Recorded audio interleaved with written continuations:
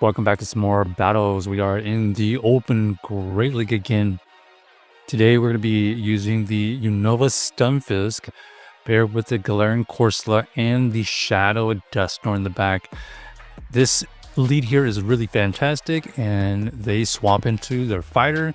We have two answers for this, so we go into our Corsola. We know that we can tank the first move and we'll see what they decide to do. We know that we can probably tank another move. Yeah, we do tank the other move, and we're just going to force them to use a shield here or let us win the switch. So they decide to shield, so we are going to shield because we are very, very close to another move. This is going to be second shield gone or the KO, and they decide to let it go. So they get a little bit of energy, but we are going to have the... Oh my gosh, the backline here is actually really bad for us, as we see a Meowscarada into our ghost type. We are actually core broken by this backline. We force the last shield and our opponent does get to this Night Slash. We avoid the debuffs at least, but unfortunately they have a typing advantage and they get to a grass move here to deal a lot of damage towards our Stunfisk. So really unfortunate backline for us, as the Meowscarada was definitely not anticipated. And a little bit unfortunate, we are running the double ghost and we happen to see a dark type that we just have no play against. Okay, against the Blastoise we are going to have the advantage. We are dealing super effective fast moves and charge moves. They are able to tank one move, and so are we. So we're just going to let this go. And then we're just going to throw in good timing here. This is going to force a shield or is going to give the KO. Our opponent elects to shield, and we're just going to catch the next move. So kind of sacking the Dusknoir a little bit, as we feel like this is not going to be as valuable and it's just better as a sponge. And our opponent reveals the Altaria in the back. This is an interesting backline. So far they've had a pure water type with a dragon, and there it is. There is the backline Shadow Scizor, and we're just going to apply a lot of pressure now because this is definitely going to get a shield. So down goes both their shields, and now we have bulk versus the Scizor. We know we can tank one, and that's why we have to wait on shielding, because they did proc the buff. And now we force them to switch out or get the KO, and because we forced them to switch out, they reset their buff, which puts them at a disadvantage, because now we can just apply fast move pressure or shield whatever move they have and get to another move. Next game, let's see if we can continue the streak. Okay, this is better in the lead here. Our opponent does build up a good amount of energy. We're just going to fire off this Mud Bomb before they can get to a big move. Even if they throw close combat, we should survive one. There's a close combat. We switch and they switch, so at least we avoid the Pangoro for now. Our opponent reveals their Goodra. This Goodra is pretty spammy. However, we have the bulk advantage. We know we can definitely tank two moves. And now it just comes down to whether we want to shield and farm down or try to let get them to use energy.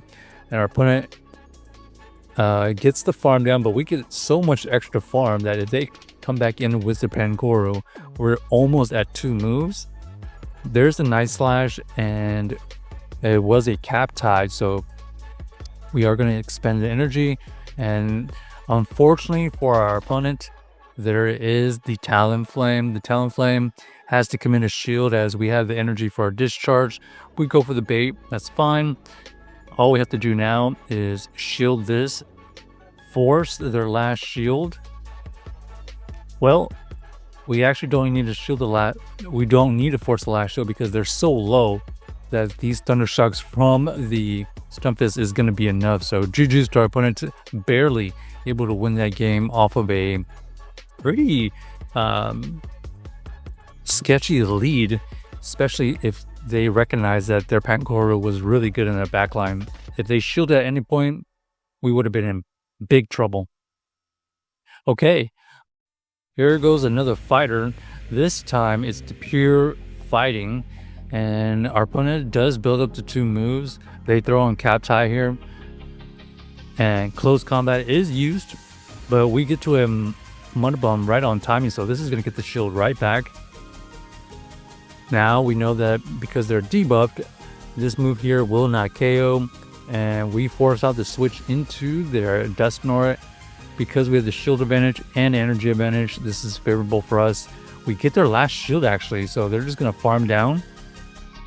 And unfortunately for them, we have another ghost type, but we're going to force them to use energy on our Stunfisk, as we already know that Dusknoir is going to be pretty good against the Primeape and the opposing Dusknoir, and now he's going to see what they have in the back. Okay, ends up being the Cradily. So we're just going to fire off this dynamic punch here, dealing a huge amount of damage. Unfortunately, they get to a move which forces us to shield. It doesn't matter what move it is, we just have to shield. And because they allowed the farm down there, we are going to be able to win this game. This Shadow Punch easily takes out the Cradily. So GG's to our opponents, able to win that game with our double ghost backline. But more importantly, Stunfisk is finding neutral or even positive matchups. Okay, until now we have a terrible lead. We're going to swap into the Dusknoir and we get matched with the Empoleon. Is this a shadow or is this regular? Let's find out. It is going to be a regular, it looks like. And we're going to be able to grab a shield. So that's pretty much all we wanted to do. Our opponent is going to be able to get to a Hydro Cannon here versus our Stunfisk, but we can definitely survive one. We're looking for potential farm down. We don't get the farm down, so we're just going to sack this, as it pretty much has no play against that Marowak. But now our Marowak, our opponent has built up a good amount of energy. We have to invest shields here. Our opponent does win the Captai, so that's a positive situation for them. It all depends on what they have in the back. Do they have like a flyer? They do have a flyer. And we're just going to full stem here. Let's see if they shield or let this go. They end up shielding it. And unfortunately, that is going to be the game, because we are forced to throw another power gem to take him out, but that takes a lot of energy, and down goes our team. So check out the team if you haven't already, and let us know if you enjoyed the video.